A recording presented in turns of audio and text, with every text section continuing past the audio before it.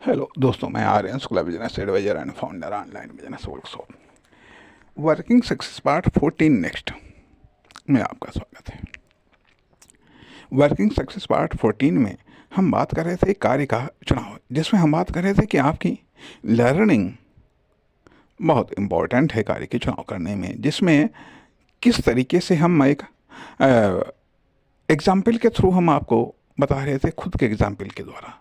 ठीक है, जिसमें वो भाग कहीं पर रुक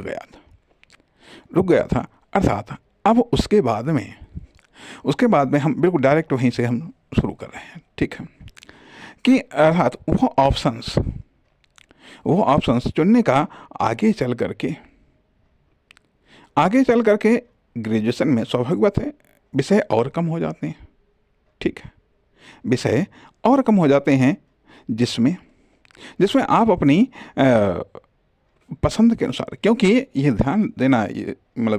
देने योग्य बात है कि ये जो चुनाव है, ये जो नॉलेज का सब्जेक्ट का चुनाव या साइड का चुनाव, ये आगे चल कर के वर्क के चुनाव करने में एक महत्वपूर्ण रोल अदा कर सकता है। अर्थात अब आगे के चुनाव में भी इकोनॉमिक्स महत्वपूर्ण रहा, इसलिए महत्वपूर्ण रहा क्योंकि हमने ये माना कि यदि आर्थिक रूप से समृद्ध होना है या आर्थिक ज्ञान कराने वाला, जैसा कि इसकी परिभाषाओं में भी कहा गया है कि धन का ज्ञान कराने वाला इकोनॉमिक्स है, जो धन की व्याख्या करता है। तो धन इम्पोर्टेंट है, तो जब धन इम्पोर्टेंट है तो धन के लिए हमारे पास में नॉलेज को बढ़ाने के लिए एकमात्र ऑप्शन था इकोनॉमिक्स, ठीक है, उसको कंटिन्यू रखा गया। यह एक पर्पस था, ठीक है।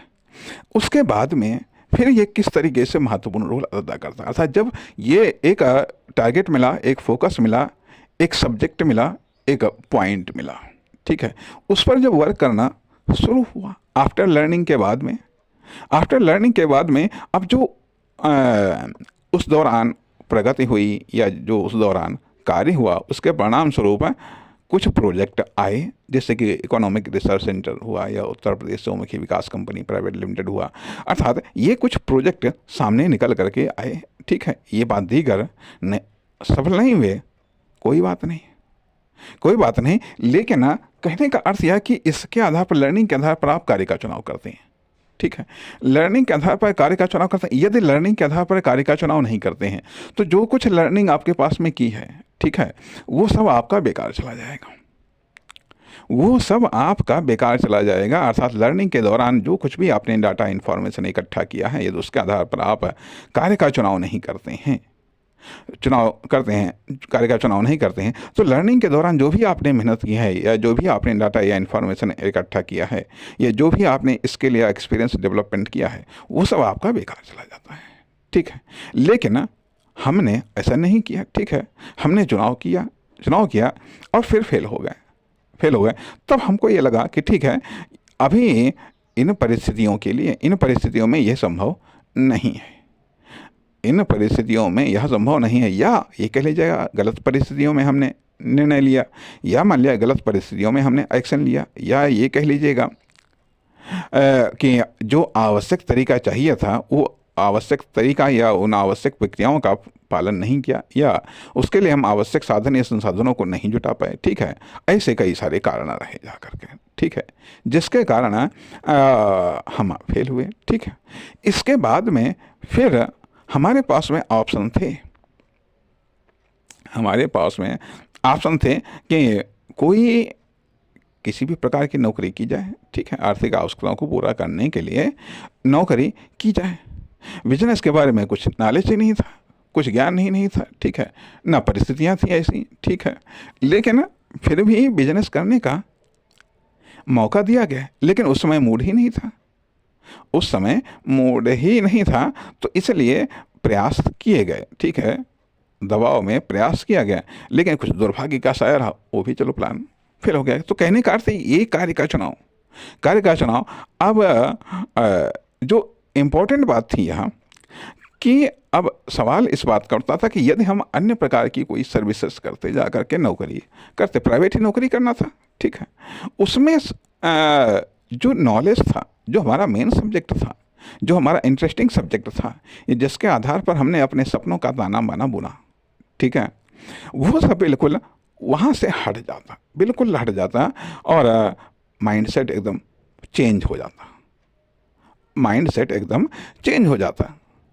इसलिए टीचिंग लाइन को चुना गया। इसमें स्वाभाविक बात थी कि हम उस माइंडसेट को रिजर्व कर पाए, उस माइंडसेट को कोई डैमेज नहीं हो पाया, या ये कह लीजिएगा कि उस पर भी धीरे धीरे काम चलता रहा, वो भी शौक साइड में पूरा होता रहा, भले ही उसका कोई परिणाम न निकला, लेकिन फिर भी प्रैक्टिस जारी रही। अब आज जो हम आपके सामने बिजनेस आवर चैनल लेकर के आए हैं, तो अर्थात इसका चुनाव अर्थात वो जो चीज़ें प्रैक्टिस धीरे धीरे चल रही थी, लेकिन प्रतिकूल परिस्थितियों के कारण वो सामने चीज़ें नहीं आ पाई, लेकिन जैसी ही अनुकूल परिस्थितियाँ मिली, वो चीज़ सामने आ गई। कहने का अर्थ है कि लर्निंग महत्वपूर्ण फैक्ट अदा करता है, ठीक है। इसके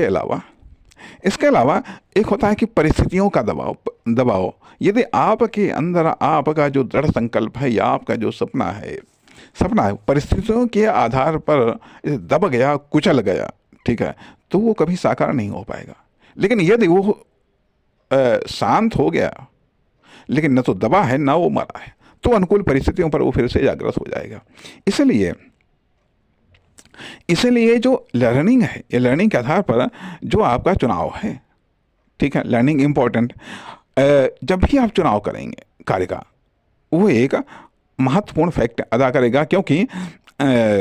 वो इस रूप में कि इसके बारे में हम जानते हैं और इसके बारे में नहीं जानते। जिसके बारे में हम जानते नहीं उसमें कैसे हाथ डाल दें, जिसके बारे में हम कुछ जानते हैं उसमें ज़रूर हम हाथ डाल सकते हैं, उसका ज़रूर हम चुनाव कर सकते हैं, ठीक है। अब अर्थात मतलब लर्निंग, इसलिए लर्निंग एक महत्वपूर्ण फैक्ट होता है। अर्थात लर्निंग यदि आपकी बेटर है, या जिस सब्जेक्ट की आपने लर्निंग की है, या जितनी लर्निंग की है, उसके आधार पर आप कार्य का चुनाव करते हैं। तथा जिंदगी ने जो कुछ सिखाया, या आप आसपास आप जिस संगत में, जिस सोहबत में जो आप सीखते हैं,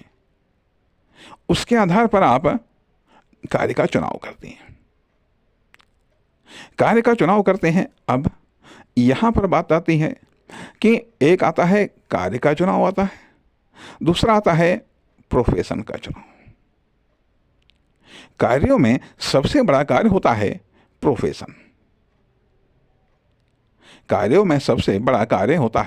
प्रोफेशन। और इस पर हम बात करना चाहेंगे वर्किंग सक्सेस पार्ट 15 में। नमस्कार, धन्यवाद।